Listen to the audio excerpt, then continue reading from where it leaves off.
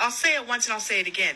We need to start seriously discussing which app we are going to be adopting instead of TikTok and Meta apps. For the past 3+ years, I've been researching what's wrong with social media. And one of the major standout issues is in some countries, social media is considered a public forum, whereas in the United States as well, it's considered a public forum, but also a private company. This pamphlet from the Brennan Center, Online Speech and the First Amendment, 10 Principles from the Supreme Court, highlights in number 1 that the First Amendment protections apply to online and offline speech, that social media technically is a public forum, but also social media as a whole, individually, by company, are private companies. So they can regulate whatever is said and how to run algorithms, etc. The main difference is TikTok not being US owned. So technically, if TikTok isn't a US owned app,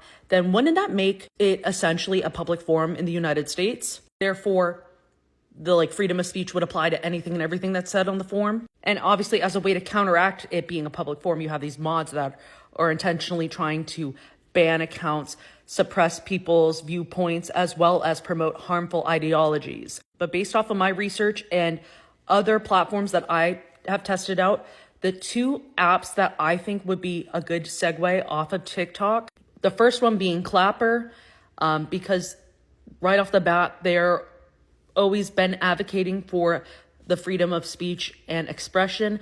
The second one I would recommend is Reds. Both of these apps run very similar to TikTok, just there needs to be more of a diverse pool of posters or creators on the apps to try and bring more of a diverse content.